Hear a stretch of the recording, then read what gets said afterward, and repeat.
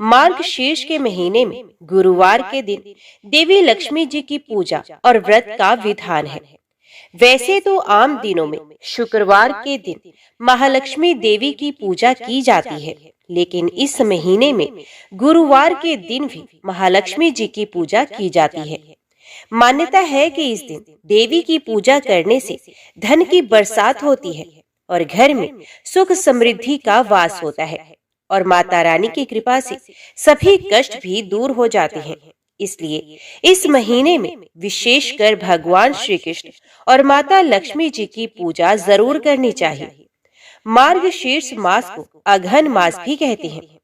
वैसे तो इस महीने में पड़ने वाले सभी गुरुवार के दिन व्रत भी रखना चाहिए, लेकिन जो सारे गुरुवार का व्रत ना रख पाए, अगर एक भी गुरुवार का व्रत रख ले तो उससे भी माता लक्ष्मी जी प्रसन्न हो जाती हैं। जो लोग किसी कारण से कोई भी व्रत ना रख पाए, तो ऐसे में सच्चे मन से महालक्ष्मी जी की पूजा करके सभी को व्रत की कथा भी अवश्य पढ़नी और सुननी चाहिए। आज के वीडियो में आप श्रवण करेंगे माता महालक्ष्मी जी की पौराणिक व्रत कथा। इससे पहले मैं आपको बता दूं कि हमारे चैनल पर हर दिन आप मार्गशीर्ष मास महात्म्य की कथाएं और भागवत कथा भी सुन सकते हैं। अगर आपने इन कथाओं को नहीं सुना है तो प्लीज जरूर सुनिएगा। आइए भक्तजनों, ध्यान से सुने श्री महालक्ष्मी जी की व्रत कथा, गुरुवार की व्रत कथा। इसे श्रवण और पठन करने से दुख दारिद्र्य दूर हो जाता है। श्री महालक्ष्मी माता की कृपा से सुख संपत्ति ऐश्वर्य प्राप्त होता है। मन की संपूर्ण इच्छाएं पूरी हो जाती हैं। श्री महालक्ष्मी माता के अनेक रूप तथा नाम हैं। भूतल में वे छाया, शक्ति, तृष्णा, शांति, जाति, लज्जा, श्रद्धा, कांति, वृत्ति, समृद्धि, दया, तुष्टि, माता, अधिष्ठात्री एवं लक्ष्मी के रूप में स्थित हैं। उन्हें हम प्रणाम करते हैं।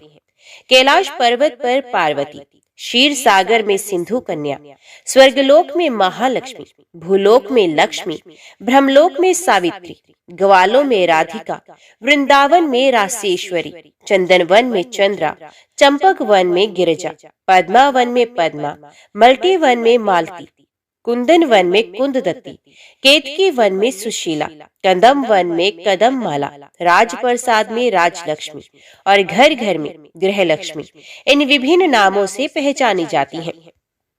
इस तरह सर्वथा चारों ओर सर्वभूत में सुपरिचित माता श्री महालक्ष्मी जी की ये कथा है। अब हम इसका श्रवण पाठन भी करेंगे। भारतवर्ष के सौराष्ट्र देश में द्वापर युग की ये कहानी हुई है। सौराष्ट्र में उस समय भद्रश्रवा नाम के राजा थे। वे बड़े पराक्रमी राजा थे। 4 वेद, 6 शास्त्र, 18 पुराणों का उन्हें ज्ञान था। उनकी रानी का नाम सुरत चंद्रिका था। रानी दिखने में सुंदर और सुलक्षणा थी तथा पतिव्रता थी। उन दोनों को 7 पुत्र तथा उसके बाद एक कन्या का वरदान मिला था। कन्या का नाम श्यामबाला रखा गया था। एक बार महालक्ष्मी जी के मन में आया कि जाकर उस राजा के राजप्रसाद में रहे। इससे राजा को दुगनी धन दौलत की प्राप्ति हो जाएगी और वे इस धन दौलत से अपनी प्रजा को और भी सुख दे पाएगा। गरीब के घर अगर रहे और उसे धन दौलत प्राप्त हो तो वे स्वार्थी की तरह केवल अपने ऊपर ही खर्च करेगा। ये सोचकर श्री महालक्ष्मी जी ने बूढ़ी ब्राह्मण स्त्री का रूप धारण किया। हाथ में लाठी लिए लाठी के सहारे रानी के द्वार तक पहुंची। यद्यपि उन्होंने बूढ़ी औरत का रूप धारण किया था, पर उनके चेहरे पर देवी का तेज था। उन्हें देखते ही एक दासी सामने आई। उसने इनका नाम काम, धाम, धर्म पूछ डाला। वृद्ध ब्राह्मण का रूप धारित माता लक्ष्मी ने कहा, बालिके, मेरा नाम कमला है। मेरे पति का नाम भुवनेश है। हम द्वारिका में रहते हैं। तुम्हारी रानी पिछले जन्म में एक वैश्य की पत्नी थी। वे वैश्य गरीब था। दारिद्र्य के कारण हर रोज घर में झगड़े होते थे तथा उसका पति रोज उसे मारता भी था। इन बातों से तंग आकर वे घर छोड़कर चली गई थी तथा वन जंगल में खाली पेट भटकने लगी थी। उसकी इस दुर्दशा पर मुझे दया आई, तब मैंने उसे सुख संपत्ति देने वाली श्री महालक्ष्मी की कथा सुनाई। मेरे कहने पर उसने श्री महालक्ष्मी का व्रत भी किया। श्री महालक्ष्मी प्रसन्न हुई और उसकी गरीबी दूर हुई।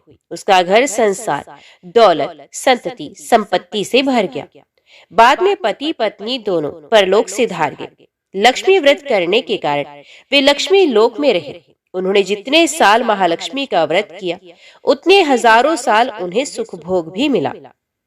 इस जन्म में उसका जन्म राजघराने में हुआ है, परंतु वे श्री महालक्ष्मी का व्रत करना भूल गई है। उसे ये याद दिलाने में यहाँ आई हूँ। बुढ़िया की बातें सुनकर दासी ने उन्हें प्रणाम किया तथा श्री महालक्ष्मी का व्रत किस तरह किया जाए इस बारे में पूछा। बुढ़िया रूप धारण किए हुए श्री माता महालक्ष्मी ने दासी को पूजा की संपूर्ण विधि तथा महिमा बताई।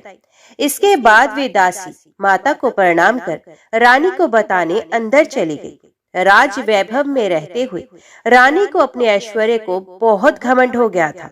संपत्ति तथा अधिकार की वजह से वे उन्मत्त हो गई थी।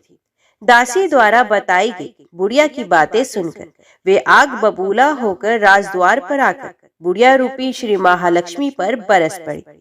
उसे ये मालूम नहीं था कि श्री महालक्ष्मी माता बुढ़िया का रूप धारण किए हुए द्वार तक आई है, परंतु रानी के इस कदर रूख बर्ताव देख तथा अपना अनादर देखकर माता ने वहां ठहरना ठीक न समझा। वे वहां से चल पड़ी। राह में उन्हें राजकुमारी श्यामबाला मिली। उन्होंने श्यामबाला को सारी बात बताई। श्यामबाला ने अपनी ओर से श्री महालक्ष्मी माता से क्षमा मांगी। माता को उस पर बहुत दया आई। उन्होंने श्यामबाला को श्री महालक्ष्मी व्रत के बारे में बताया। उस दिन अगहन मार्गशीर्ष माह का पहला गुरुवार था। श्यामबाला ने परम श्रद्धा से श्री महालक्ष्मी का व्रत रखा। फल स्वरूप राजा सिद्धेश्वर के सुपुत्र मालाधार से उसका विवाह हुआ। वे धन दौलत, ऐश्वर्य, वैभव से माला माल हो गई। पति के साथ ससुराल में आनंद से दिन बिताने लगी। इधर श्री महालक्ष्मी का रानी पर प्रकोप हुआ। फलस्वरूप राजा भद्रश्रवा का राज्य एवं राज कारोबार नष्ट हो गया। यहाँ तक के खाने के लाले पड़ गए। ऐसी हालात में एक दिन रानी ने राजा से निवेदन किया, हमारा दामाद इतना बड़ा राजा है, धनवान है, ऐश्वर्यशाली है, क्यों न उसके पास जाए, अपना हाल उसे बताएं, वे जरूर हमारी मदद करेगा। रानी की इस बात पर राजा भद्रश्रवा दामाद के पास रवाना हुए। राज्य में पहुंचकर एक तालाब के किनारे थोड़ी देर विश्राम लेने के लिए ठहरे। तालाब से पानी लेने आते जाते दासियों ने उन्हें देखा। उन्होंने विनम्रता से उनकी पूछताछ की। जब उन्हें ये मालूम हुआ कि वे रानी श्यामबाला के पिता हैं, तो दौड़ते हुए जाकर उन्होंने रानी को सारी बात बताई। रानी ने दासी के हाथ राज परिधान भेजकर बड़े ठाट से उनका स्वागत तथा आदर सत्कार किया। खान पान करवाया गया। जब वे लौटने लगे तो सोने की मोहरों से भरा घड़ा भी दिया। राजा भद्रश्रवा जब वापस लौटे तो उन्हें देखकर रानी सूर्यचंद्रिका बहुत खुश हुई। उन्होंने सोने की मोहरों से भरे घड़े का मुंह खोला, पर हाय भगवान, घड़े में धन के बदले कोयले मिले। ये सब श्री महालक्ष्मी के प्रकोप से हुआ था। इस प्रकार दुर्दशा में और कई दिन बीत गए। इस बार रानी स्वयं अपनी कन्या के पास गई। वे दिन अघन माह का अंतिम गुरुवार था। श्यामबाला ने श्री महालक्ष्मी का व्रत किया, पूजा की, अपनी माता से भी व्रत करवाया। इसके बाद रानी अपने घर आई। श्री महालक्ष्मी का व्रत रखने पर उसे फिर से अपना राजपाट, धन दौलत, ऐश्वर्य प्राप्त हुआ। वे फिर से सुख शांति आनंदमय जीवन बिताने लगी। कुछ दिनों के बाद राजकन्या श्यामबाला अपने पिता के घर आई। उसे अपने घर देखकर सूर्यचंद्रिका को पुरानी बातें याद आई। यही कि श्यामबाला ने अपने पिता को घड़ा भर कोयला दिया था और उसे तो कुछ भी नहीं दिया था। इसी कारण श्यामबाला को पिता के घर आने पर उसका कोई आदर आतिथ्य नहीं हुआ, बल्कि अनादर किया गया। पर उसने इस बात का बुरा नहीं माना। अपने घर लौटते समय उसने पिता के घर से थोड़ा नमक ले लिया। अपने घर लौटने पर उसके पति ने पूछा, अपने मायके से क्या लाई हो? इस पर उसने जवाब दिया, वहां का सार लाई हूँ। पति ने पूछा, इसका मतलब क्या हुआ? श्यामबाला ने कहा, थोड़ा धीरज रखो, सब मालूम हो जाएगा। उस दिन श्यामबाला ने सारा भोजन नमक डाले बिना बनाया और परोसा। पति ने खाना चखा। सारा खाना नमक बिना बना था, इसलिए स्वाद नहीं आया। फिर श्यामबाला ने थाली में नमक डाला, इससे सारा भोजन स्वादिष्ट लगने लगा। तब श्यामबाला ने पति से कहा, यही है वे मायके से लाया हुआ सार। पति को उसकी बात सही लगी। फिर वे दोनों हंसी मजाक करते हुए भोजन करने लगे। कहा गया है कि इस तरह जो कोई श्रद्धा भाव से श्री महालक्ष्मी जी की पूजा करे, उसे माता की कृपा प्राप्त होती है, सुख संपत्ति शांति प्राप्त होती है, सभी मनोकामनाएं पूर्ण हो जाती हैं। परंतु ये सब प्राप्त होने पर माता की पूजा को भूलना नहीं चाहिए। हर गुरुवार को व्रत पाठ अवश्य करना चाहिए। इस तरह श्री महालक्ष्मी की महिमा भक्तों की मनोकामना पूरी करती है। तो बोलो श्री महालक्ष्मी माता की जय। अभी श्रवण कीजिए दूसरी कथा। एक गांव में एक गरीब ब्राह्मण रहता था। वे नियमित रूप से जगत के पालनहार विष्णु भगवान की आराधना करता था। उसकी पूजा भक्ति से प्रसन्न होकर उसे भगवान श्री विष्णु ने दर्शन दिए और ब्राह्मण से वर मांगने के लिए कहा। तब ब्राह्मण ने लक्ष्मी जी का निवास अपने घर में होने की इच्छा जाहिर की। तब श्री विष्णु ने लक्ष्मी जी की प्राप्ति का मार्ग बताया। उन्होंने बताया कि मंदिर के सामने एक स्त्री आती है जो यहाँ आकर उपले थापती है। तुम उसे अपने घर आने का आमंत्रण देना, वही देवी लक्ष्मी है। विष्णु जी ने ब्राह्मण से कहा, जब धन की देवी माता लक्ष्मी जी के तुम्हारे घर पधारेंगी तो तुम्हारा घर धन और धान्य से भर जाएगा। ये कहकर श्री विष्णु जी चले गए। अगले दिन वे सुबह ही वे मंदिर के सामने बैठ गया। लक्ष्मी जी उपले थापने के लिए आई तो ब्राह्मण ने उनसे अपने घर आने का निवेदन किया। ब्राह्मण की बात सुनकर लक्ष्मी जी समझ गई, ये सब विष्णु जी के कहने से हुआ है।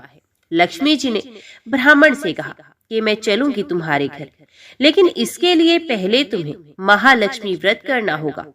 16 दिनों तक व्रत करने और 16वें दिन रात्रि को चंद्रमा को अर्घ्य देने से तुम्हारा मनोरथ पूरा होगा। ब्राह्मण ने देवी के कहे अनुसार व्रत और पूजन भी किया और देवी को उत्तर दिशा की ओर मुंह करके पुकारा। इसके बाद देवी लक्ष्मी ने अपना वचन पूरा किया। मान्यता है कि उसी दिन से इस व्रत की परंपरा शुरू हुई थी। सब प्रेम से बोलो लक्ष्मी नारायण भगवान की जय।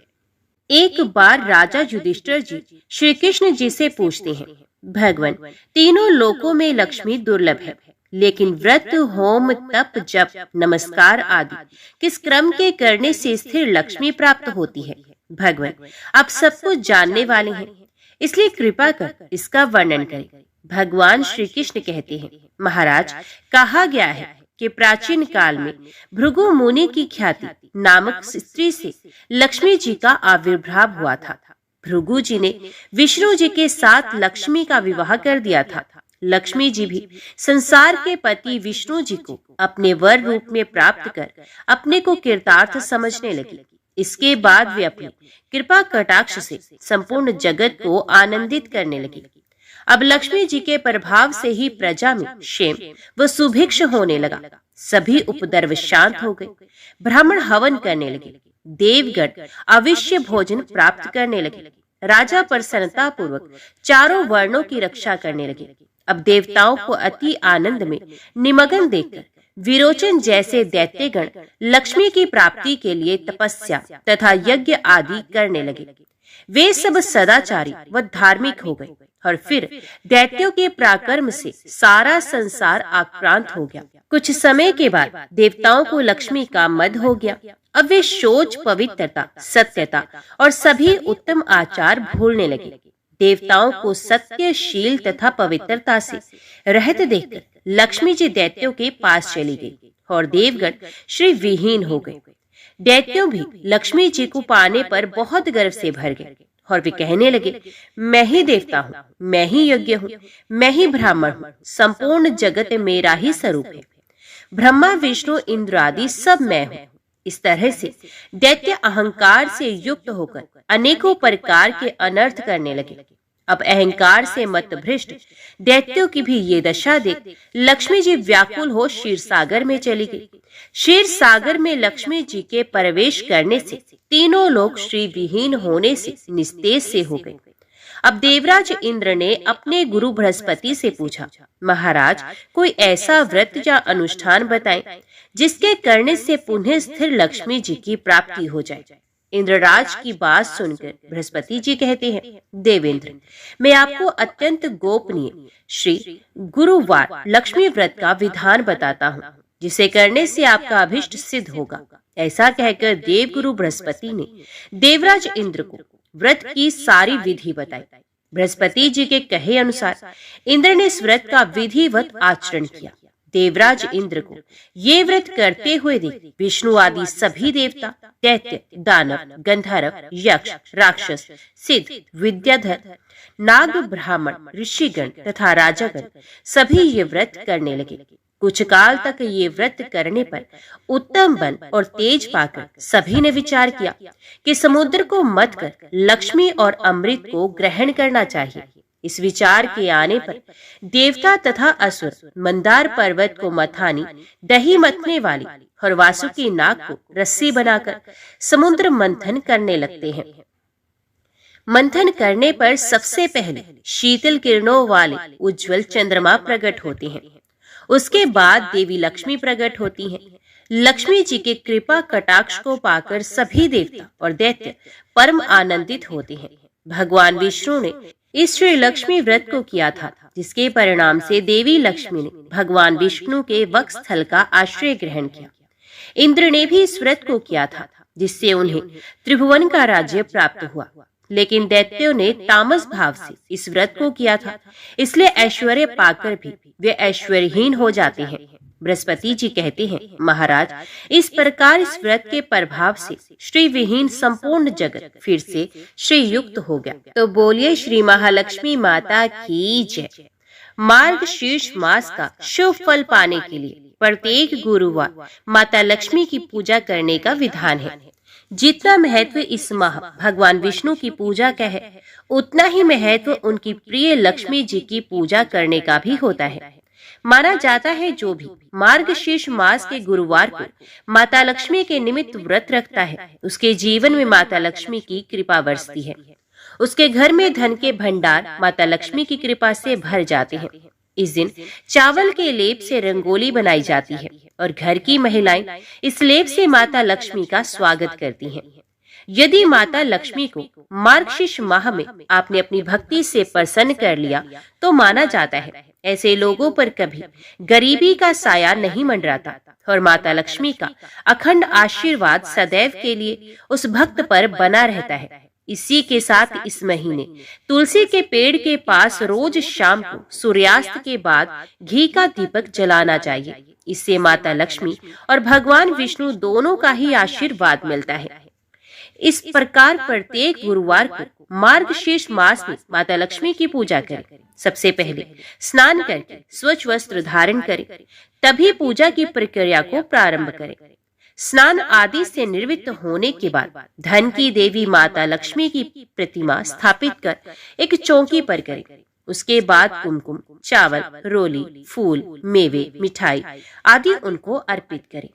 माता लक्ष्मी की पूजा के दौरान यदि उनकी कृपा पानी है तो उनके प्रति घर के द्वार पर कई सारे दीप प्रकाशित करें और जहां आप उनकी पूजा कर रहे हैं वहां उनकी प्रतिमा के सामने भी एक दीप प्रज्वलित करें। माना जाता है ऐसा करने से माता लक्ष्मी उस घर में सदैव के लिए निवास करती हैं और घर की सुख समृद्धि में बढ़ोतरी करती हैं। मान्यता है कि इस दिन एक समय के लिए माँ लक्ष्मी अपने भक्तों के घर में प्रवेश करती हैं।